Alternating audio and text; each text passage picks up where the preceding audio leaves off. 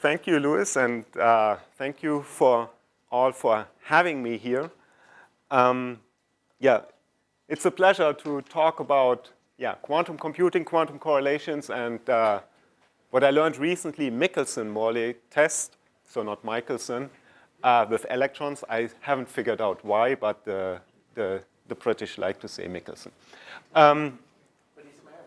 So. Yeah. But I figured that Nature did their research on this. I didn't anticipate that we would have Bill Phillips and Carl Williams in the audience, so probably I will run out of time.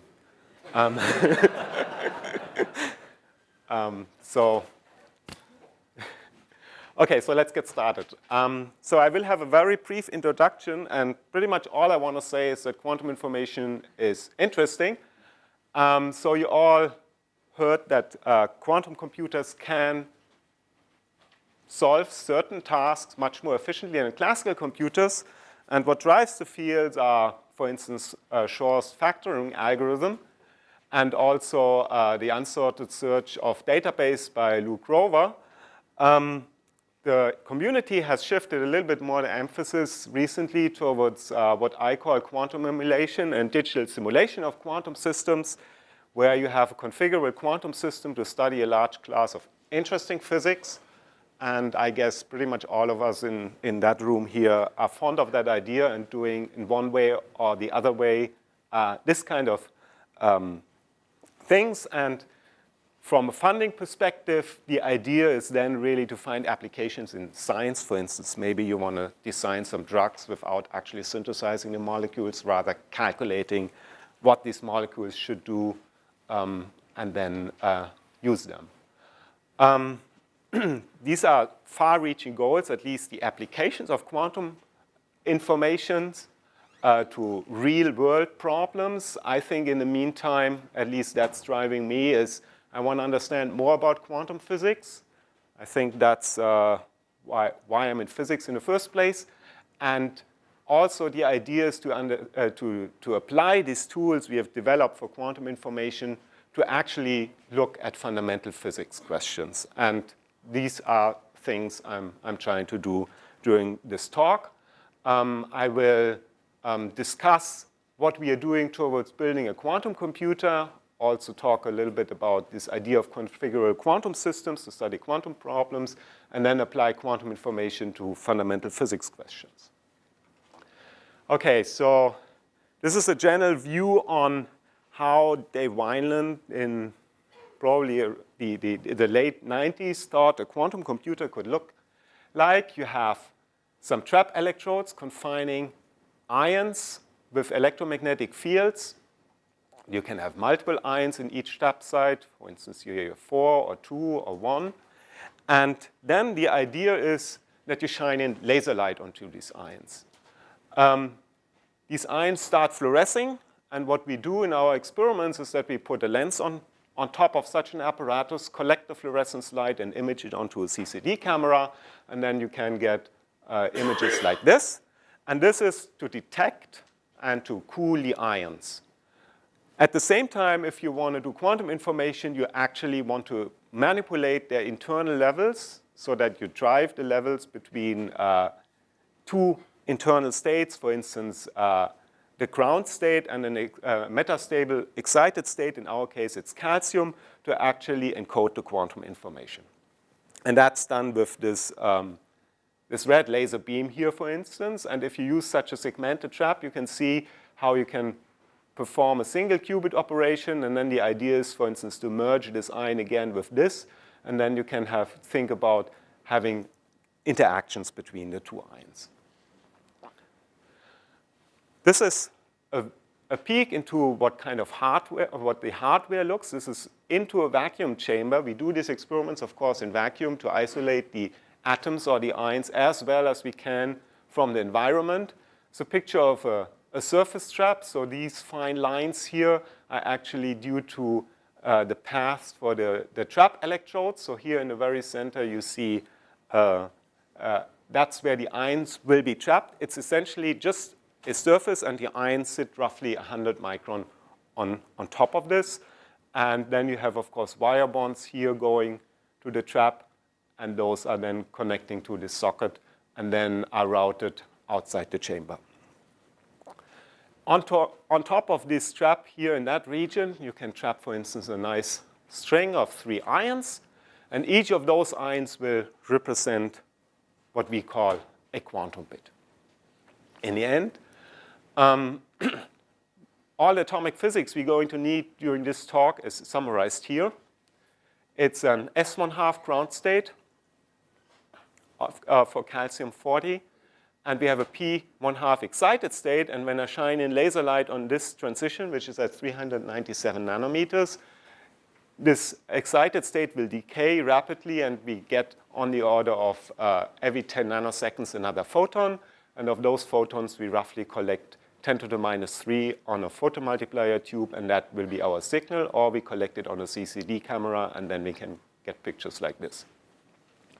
We have also an excited D5/2 state, and you can see angular momentum changes by 2 h bar, and that means that this is a long-lived state on the order of a second. That gives us, yep? Just for a non-atomic physicist, I'm curious here. So the D5/2 state, can it not be connected with that blue? So this is a different frequency. So this is 729 nanometers, and this is 400 nanometers. There's nothing up there.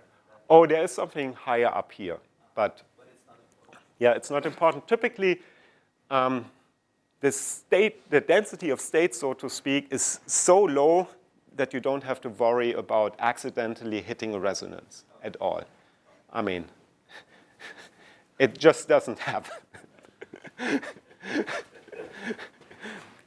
Which is a pain for us.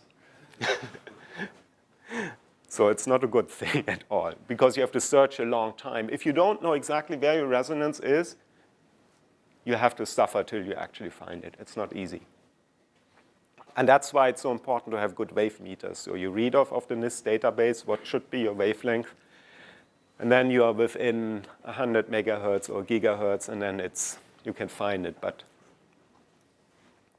it used not to be fun. Okay. This level lives quite long, and we use this to encode quantum information in superposition of this state and this state. Actually, I'm lying. We need also the Zeeman substructure of this level later. Okay, so I want to give you now a brief overview of what my research group is doing. My research group is centered around quantum information, and we have 2 experiments which feed in, basically are designed to enhance quantum information science. In one, we develop novel quantum information architectures, in particular hybrid quantum systems. And the other one, and that's one I will be talking, we improve the performance of ion traps, and I will talk a little bit then what is actually the problem in a moment. At the same time, we want to use those tools to actually do cool physics. And one is centered around studying quantum Manybody physics, and in particular, recently we looked into how quantum correlations evolve in such a system. And the last thing I will be talking about is another surprising application where we actually use those tools we have developed to actually perform a Michelson-Morley experiment. Okay, so these are the 3 topics I'm going to talk about. So the first one is improving ion traps. And I want to introduce to you now the problem, coming back to this vision Dave Wineland and co-workers had about how an ion trap quantum computer could work.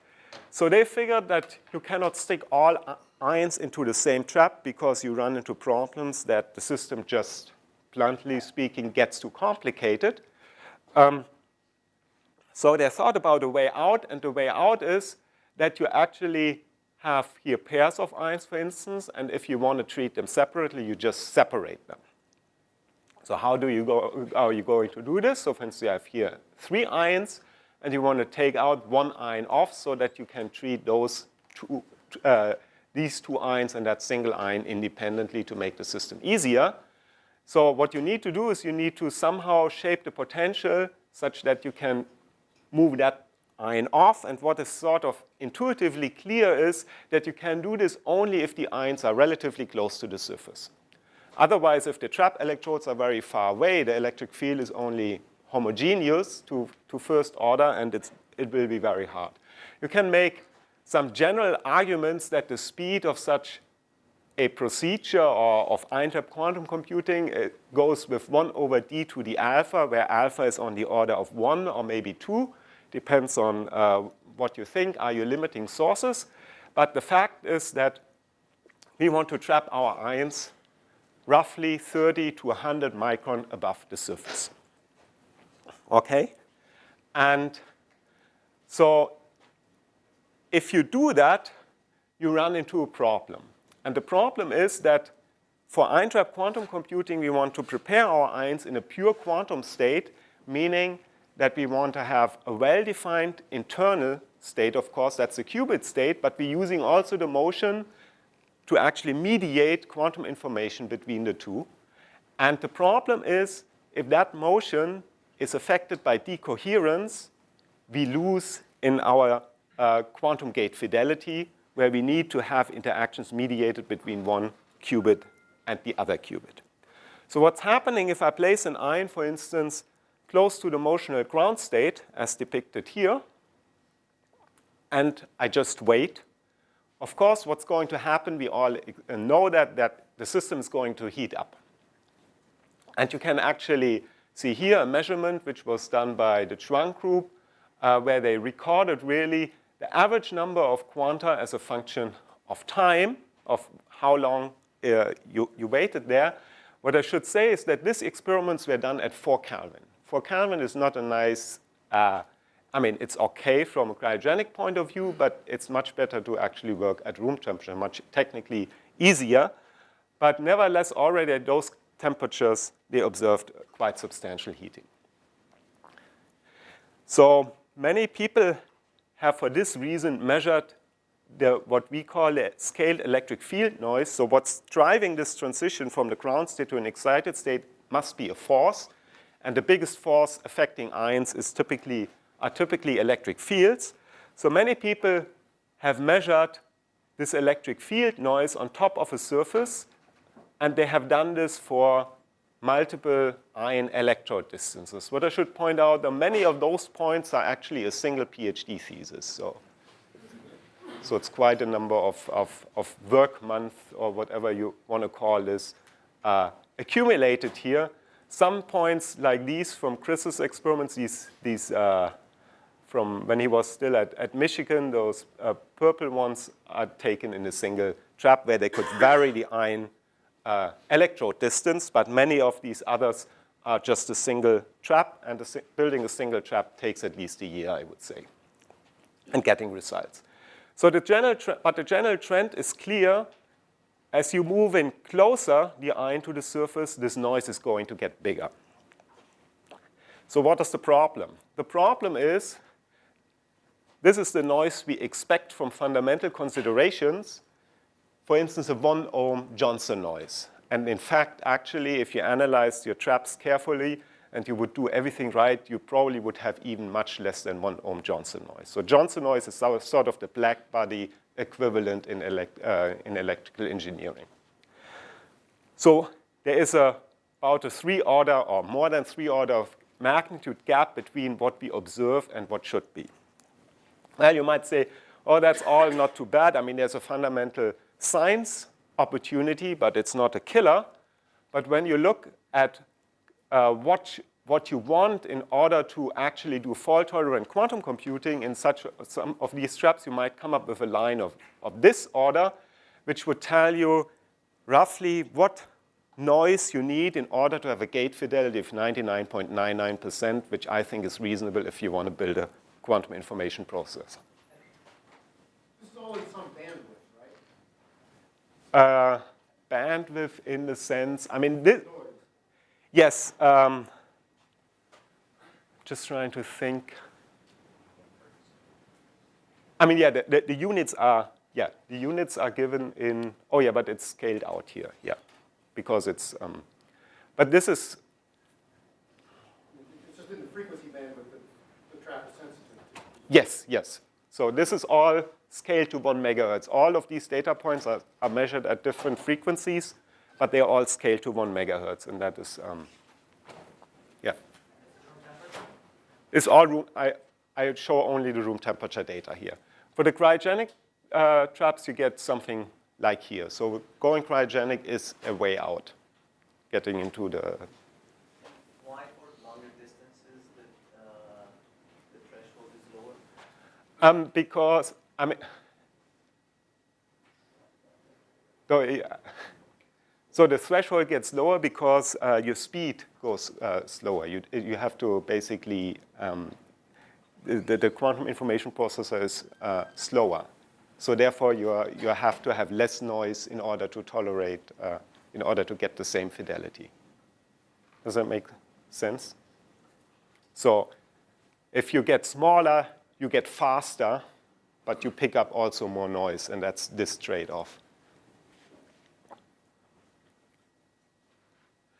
Okay, so when you want to move those room temperature data points down below the fault tolerance threshold, I think it's good to learn where this heating is coming from. There's also a fundamental science issue, of course. And also you have other technologies which have very similar problems, where they observe similar things, and they're also not sure where it's coming from. Sorry. And so it might be interesting just to figure out on its own right what is causing this excessive noise issue. So there are a couple of ideas what could go on. So one is the idea which was put forward also by the NIST group, that you have fluctuating patch potentials, or that atoms are sitting on the surface and diffusing. We had some ideas that you have molecules attached to the surface inducing some dipole, and this dipole can fluctuate in strength. And that model was detailed by the Harvard group, and actually they did some calculations here. We thought more of carbohydrates, and they thought more really they single atoms absorbed to the surface. So all these processes are not Johnson noise, and they can actually potentially explain why we see this excessive noise. But we have no real experimental evidence of really what is going on. We have a very poor idea about the distance scaling. But what we know is that if you cool the traps, things get much better. So we set out with a project actually to combine surface science tools with trapped ions. It's a very complicated apparatus, so we've been building like 4 or 5 years on this apparatus. And so what we do is we trap ions on top of such a surface, and this trap we can actually turn around and point it, for instance, to this unit, and that is an Auger unit. And with this Auger unit, we can do what's called Auger spectroscopy. That is, we look at the energy of electrons falling into holes, which are ejected when electrons fall into the holes. Okay, let me explain what it does, and then it becomes clear what actually is going on. So out here comes an electron beam, which hits then the trap surface and knocks out electrons of the inner core of the atoms. So you have a hole now deep in the atom on the surface of this trap. And then electrons fall into this hole. And this energy, then there's this energy which is then released when this electron falls into that hole, is then ejected, or leaves then via a secondary electron, which is called the Auger electron. And then all you need to do is you need to measure the energy of these emitted electrons. And you can do this, for instance, on the red curve here. And then you can see very distinct peaks here. For instance, lots of electrons coming out with 271 electron volt. And that signifies the presence of carbon on the surface. And what's interesting is this has been like a fairly clean trap with fairly low heating rates, shiny surface of aluminum and copper, and all what you see is carbon and oxygen on the surface. So that tells you if you have a shiny surface in your lab, it's most likely not the metal you see. Okay, you see the metal, but the top is not the metal. After treatment by shooting argon ions onto the surface, you can see here lots of additional structure appearing, especially copper and aluminum. And if you look closely, you would see that this peak does not match with carbon any longer. This peak now matches with calcium, which you have, of course, also in the trap. You can see that you can actually remove those metals. And the interesting thing is now to look whether this actually makes a difference, whether the removal of carbon and oxygen helps with the heating rates. And here you can see the corresponding measurements where we varied the trap frequency and measured then how fast the ion is heating up. And you can see that pre-treatment, this curve, and after the treatment, the heating rate dropped by 2 orders of magnitude. So far so good. So you might think, oh, well, carbon and oxygen, we just have to get rid of them, and then everything is good. And that is what's going on. So that is this part. But then we waited, and for 40 days, actually what we saw is that the oxygen level came back to the original value onto the surface and the carbon to 50%. But those green data points show that the heating rate didn't change at all. So basically, that tells us some interesting things. So that tells us that the heating rate can be low despite full oxidation, something the community was always worried about. Oxidation in itself, I can say here, is not a problem at all. I can also say that carbon is not a problem because the heating rate was low despite 50% of the original carbon level where the heating rate was bad. Conclusions here are, I think, that either the structure of the surface or the structure of the contaminants matter. It's simply wrong to state that carbon is the problem here. It's some sort, maybe, of carbon. But just saying that carbon is a problem, I think, is simply wrong. So I think that the physics here is quite complicated, and we need much more fine-tunes and much more refined experiments to really figure out what is going on here. You mentioned that low temperatures fix things, but my recollection is that not all the low temperature experiments fix things. What's the status? These experiments were extremely hard in the sense that if you do one mistake, for instance, on your electronics, you won't see anything. And have been also laser cleaning experiments by the Oxford group, and it could be that all what was happening is that the electronics was not good enough. And you cannot, and you can, I mean, you're in the lab and you don't see anything, and you don't know, you have no means telling whether your electronics is good enough. It's really a nightmare. And yeah, that's the main problem we are fighting with. And so but I'm yeah. This has been a continuingly frustrating issue. People cool things down, sometimes it gets better, sometimes it doesn't. People clean things, it gets better. They let it get dirty again, it doesn't get worse. Yeah. Yeah. So what do we know? And that's basically what I tried to say here is, what do we know? We know that oxidation is not a problem, and we know that carbon It's not much of a problem, right? But do we even know that temperature is an issue? I mean, there have been experiments where the temperature helped. So they cooled it and things got better. Of course, now you might argue maybe the electronics got better, but I think that's somewhat doubtful. So I think yeah, but there were experiments where they cooled it and it didn't get better. Yeah, but that couldn't be easily explained by this. And now we have things That's a minority. That's a vast minority of experiments. When you cool it, it gets better. Yeah, yeah. So where's the carbon coming from that comes back? Out of the UHV. Out of the UHV, there's, for instance, carbon monoxide in the UHV chamber. And it could be that the carbon monoxide absorbs back. But it's not, say, coming out of the metal. Probably not. Could be also.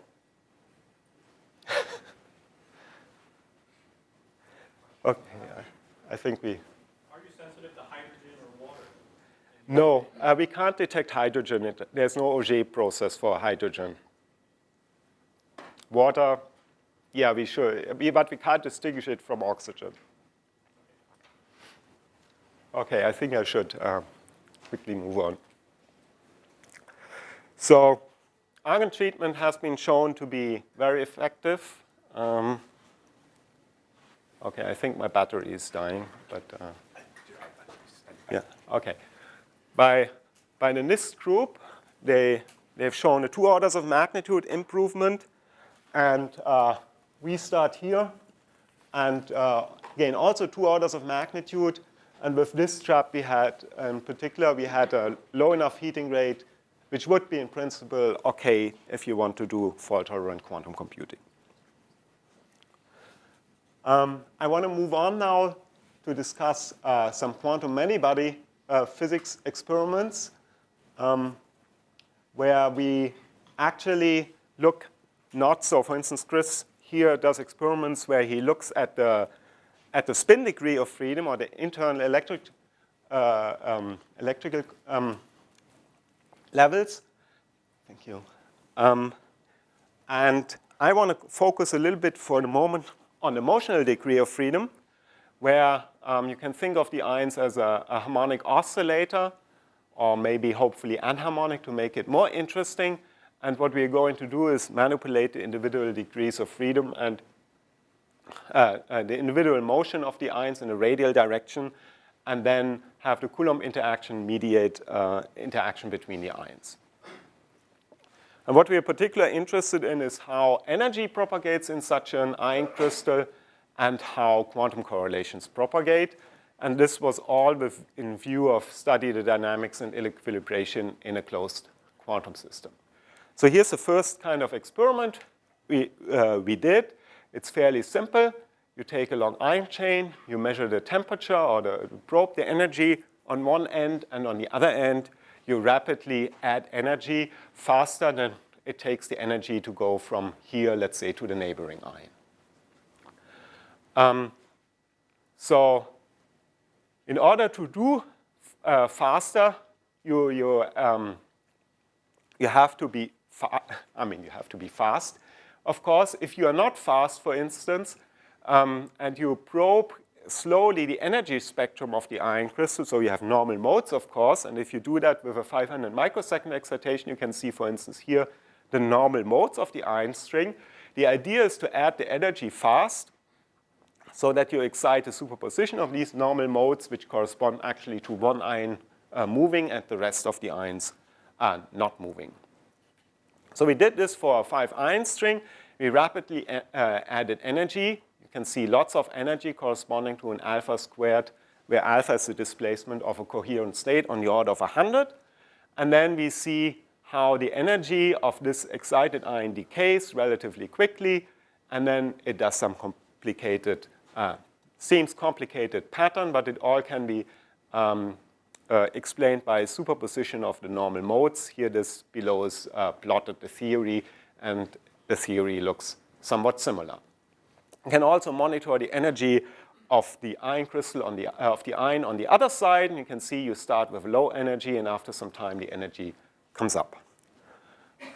These experiments are not too difficult, so we decided to scale the number of ions to see whether there are some interesting patterns emerge. So this is for 5, 15, 25 ions.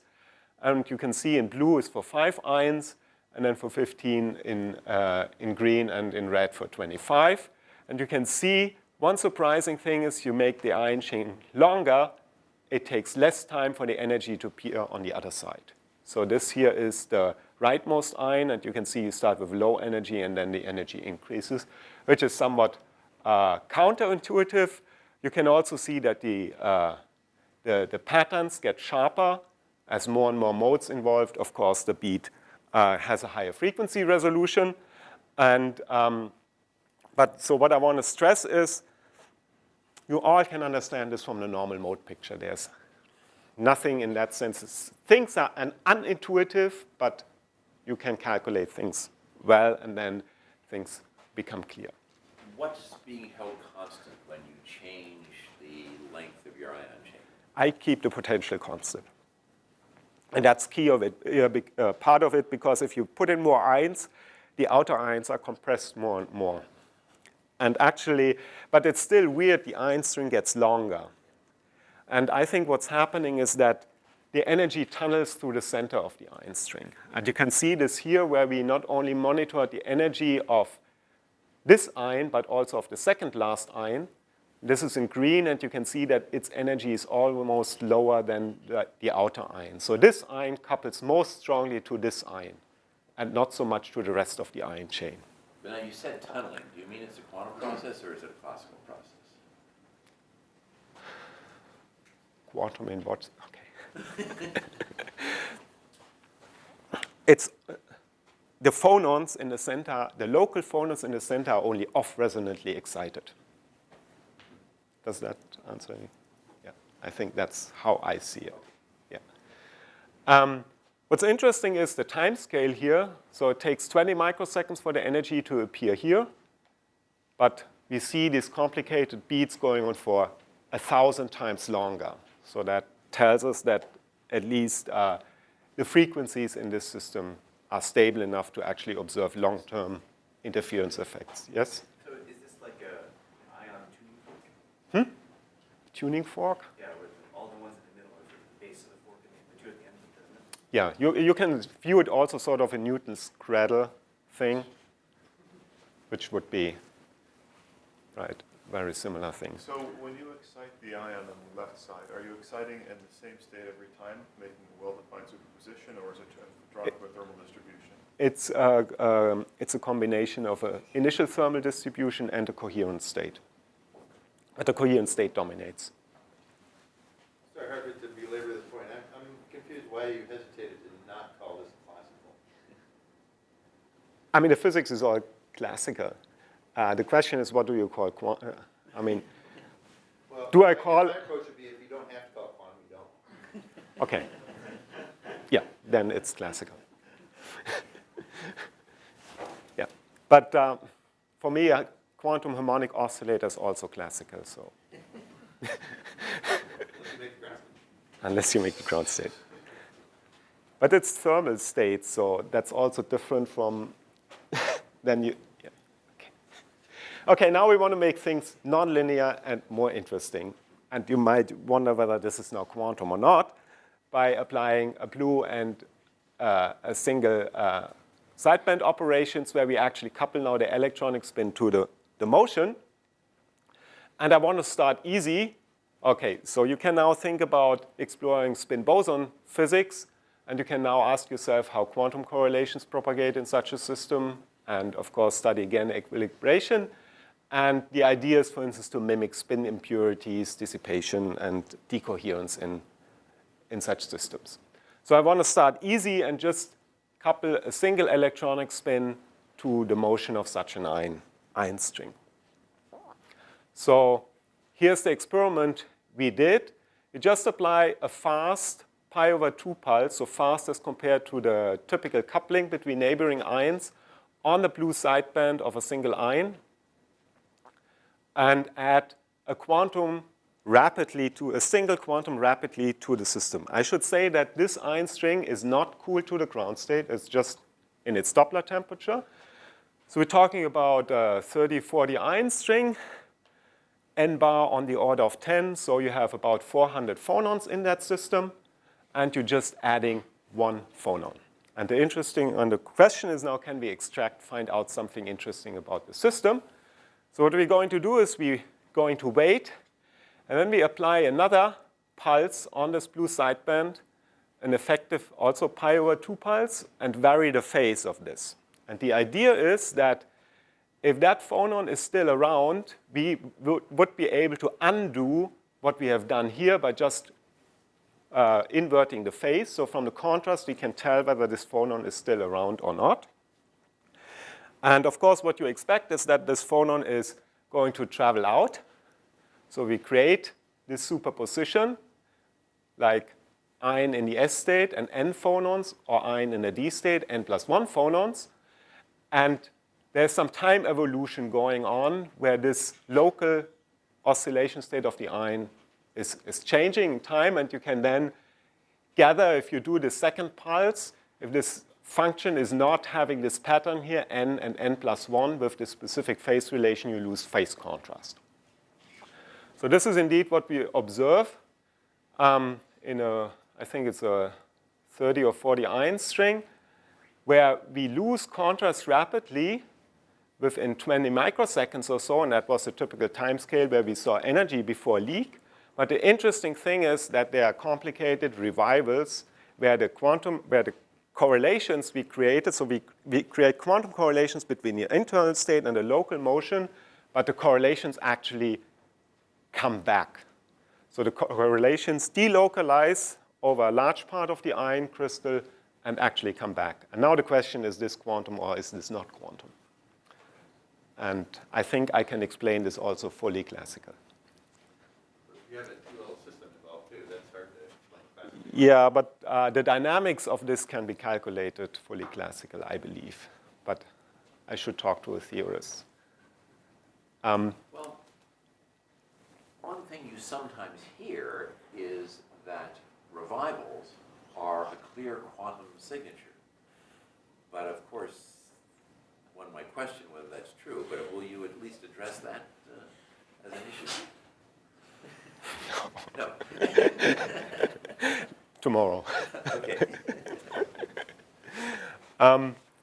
So we are here only at the start, I think, of where we using this toolbox now to try to build a large, hopefully quantum system, where we have to define, of course, what we mean with quantum, where we have basically few electronic degrees coupled to a large motional, a large system where we use the motional degrees of freedom as sort of an environment. So my view of this is doing open quantum systems dynamics, where we have the electronic states as our system and using the motion as a complicated environment to look for non-Markovian physics, for instance. That is the general. Hartmut, can I comment Yeah. again? I would say, I mean, you can actually recover that curve classically, I would think, because you have to spin. Yeah. You have to use. So I think all what we have, yes, you have to invoke quantum mechanics to understand what you're doing, but the dynamics is governed, I think, fully by the beat of the classical modes. And so in that sense, it fails my definition of a useful quantum experiment where you do something which you cannot calculate efficiently classically. Well, that's Yeah. a pretty stiff definition, but I mean, I Yeah. would call that quantum. You have to, Yeah. you have to treat the two-level system quantum mechanically. Let me ask the question in a different way. Could you describe it as being something where the spin is treated quantum mechanically, but all the motion is treated classically? Yes, and the interaction between the spin and the motion you need also to treat quantum mechanically. Yes. But the claim is that if you have such a mixed system, that you also have a resource problem, that you cannot separate the two really well, and then, yeah. Okay, I think I wanna move on. We've only 15 minutes left for the punchline.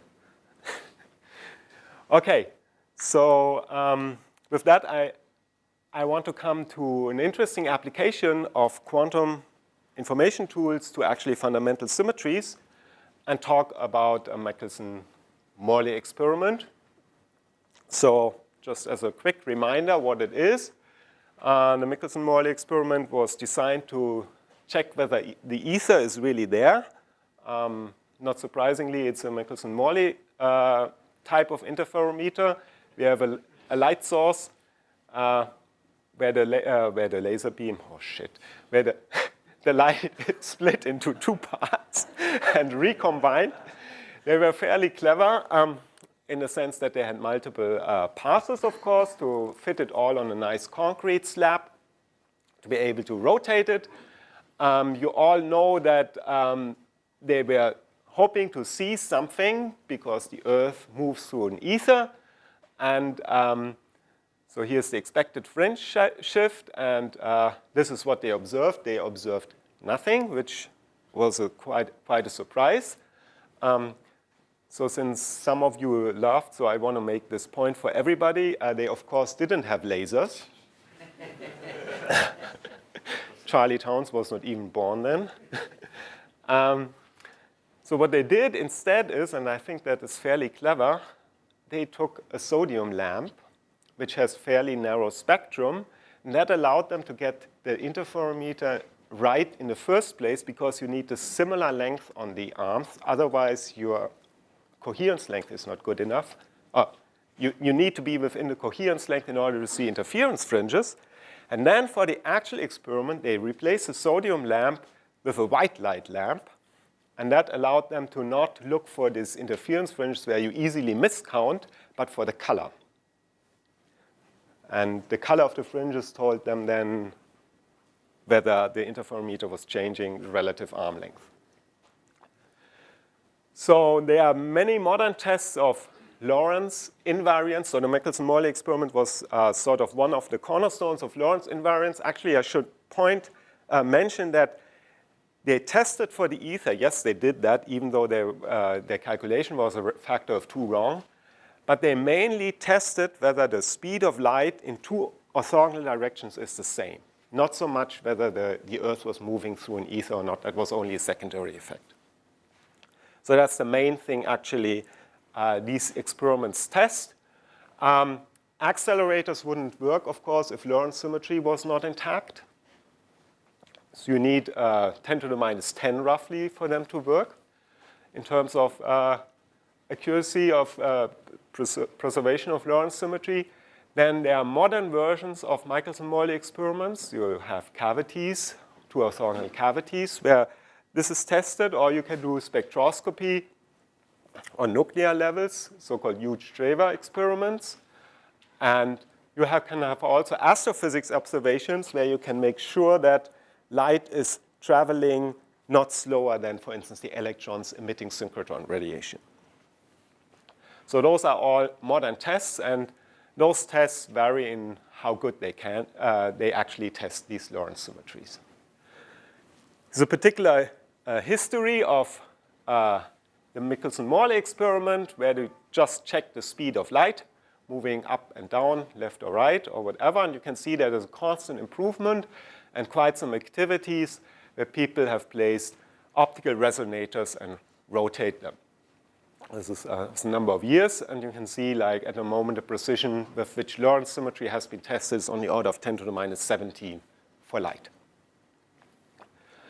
Lorentz symmetry has been tested in here is such a setup, because you're all experts. The cavity with the mirrors, and then you just lock 2 lasers onto the same onto this cavity, and then you beat them and measure the beat, hopefully not at DC, but at some finite frequency. And then you can actually do this frequency comparison. But Lorentz symmetry should not hold only for light, but it should hold also for other particles, for instance, electrons. And that means, for instance, that the attainable speed, maximum attainable speed of the electron might differ from its direction, and in particular, in that case, it's certainly not c, because c is supposed to be constant. And it would manifest itself as that the energy at a particular momentum of the electron, the energy of the electron is not the same depending on whether it moves up or down. In other words, you can view it as its mass would depend on the direction it would move into. And this can be also done, for instance, for neutron and proton experiments.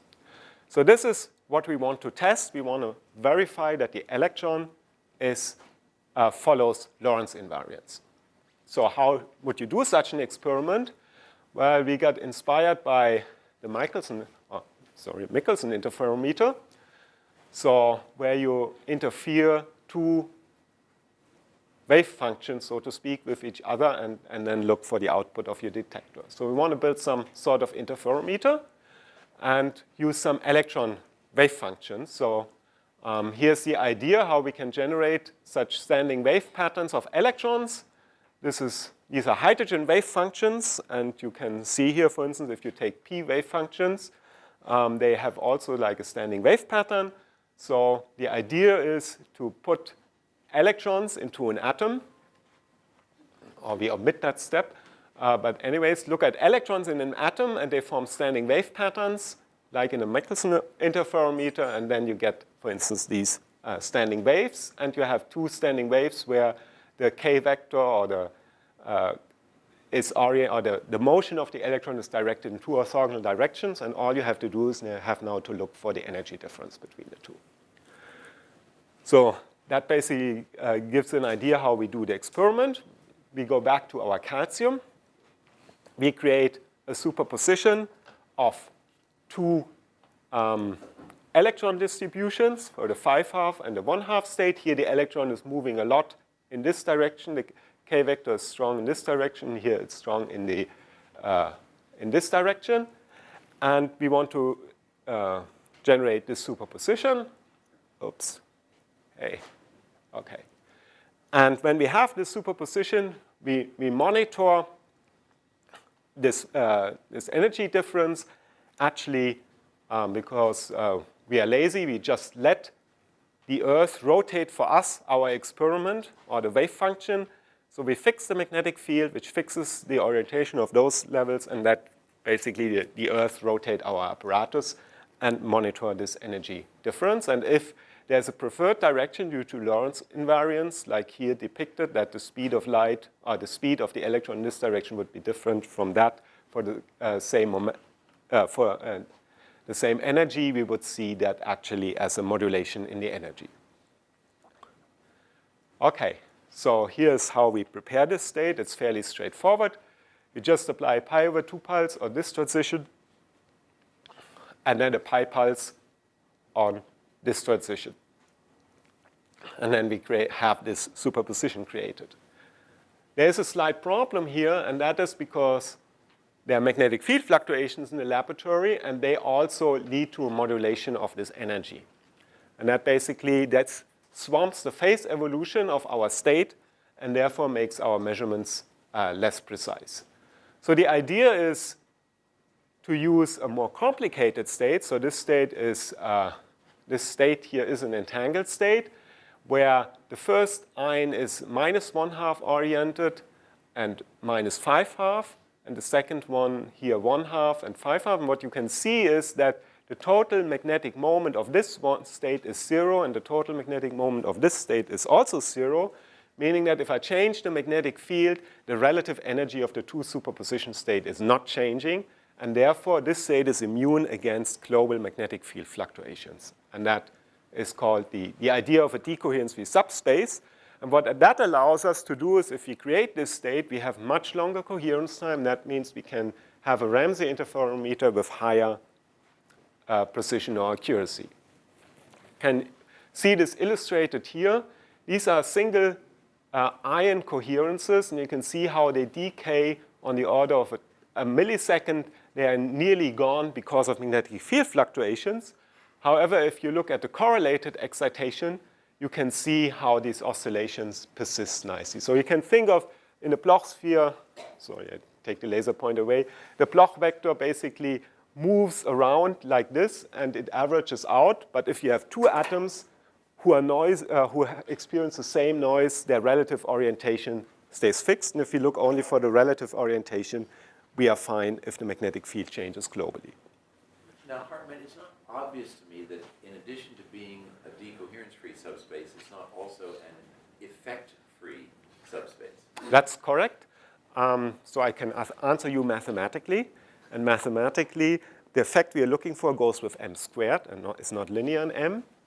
So that's what the theorists would tell me. If you look back at the wave functions, it becomes obvious that it's not effect-free, because you are basically the orientation, the electron wave function distribution is the same, whether you flip it around or not.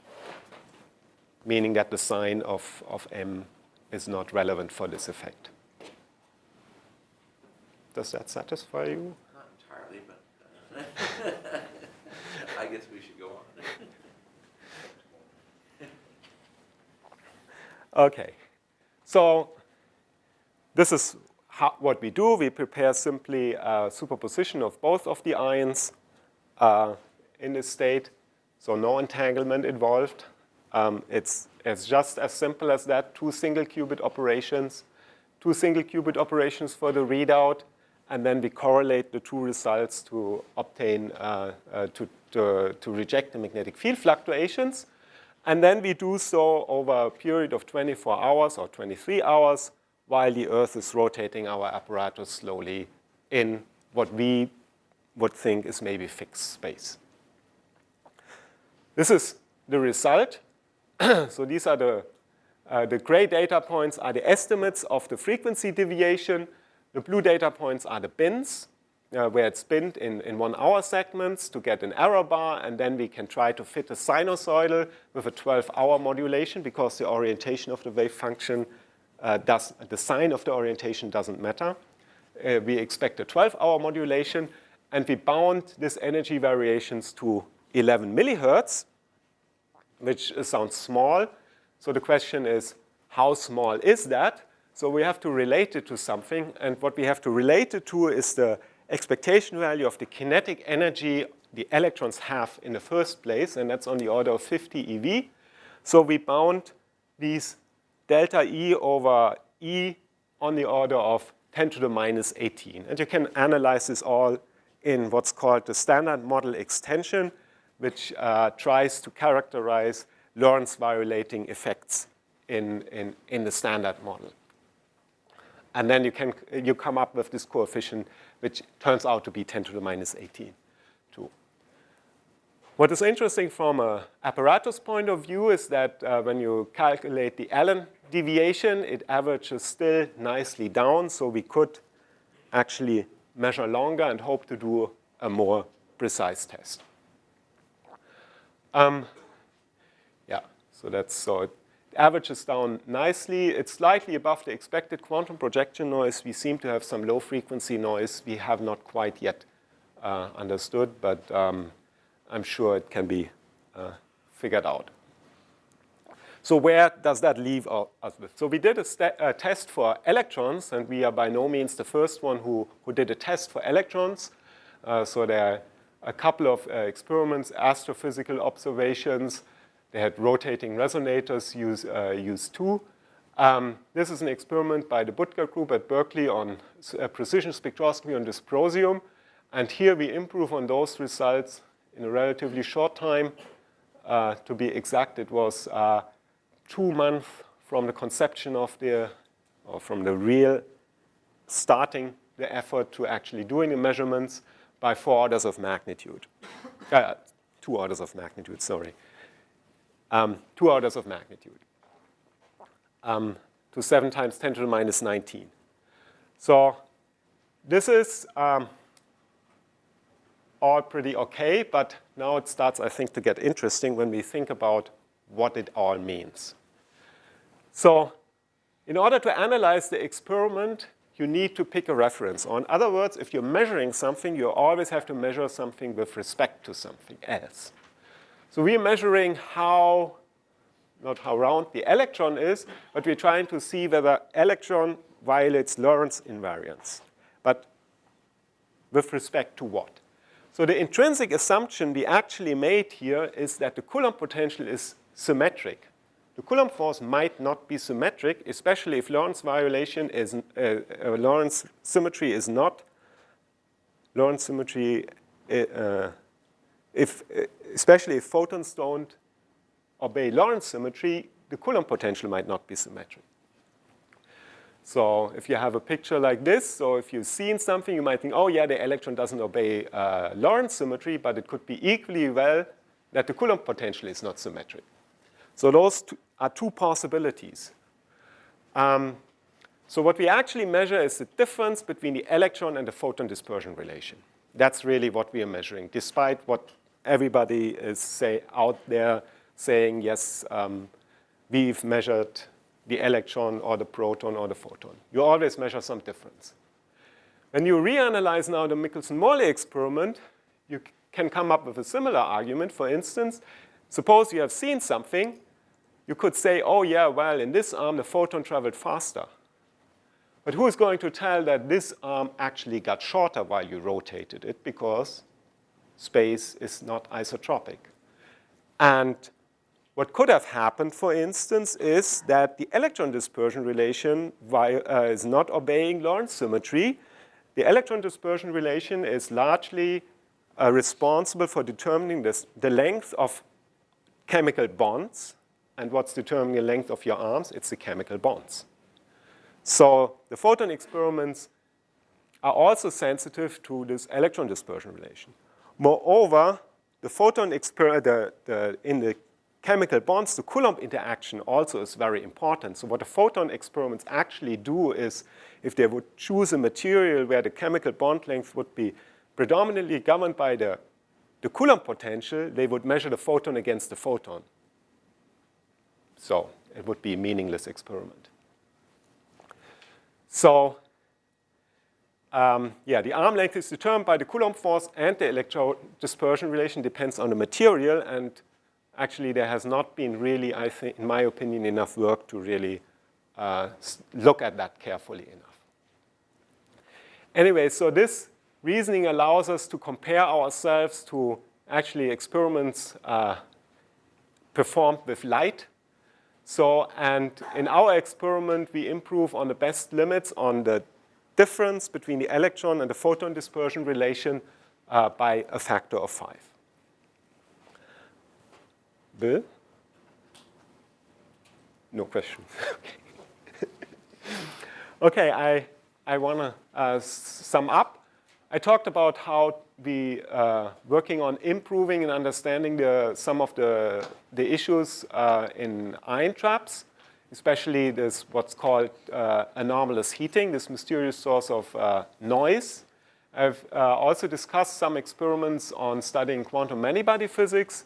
And finally, I've shown you how we can use quantum tools we have developed for quantum information processing, that is single atom control, and also an idea of what quantum correlations mean to actually do interesting applications, interesting fundamental symmetry tests.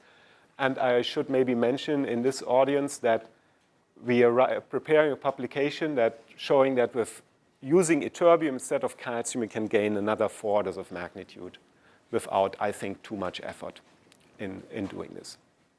Okay, so with this, I want to thank you and also my group in particular.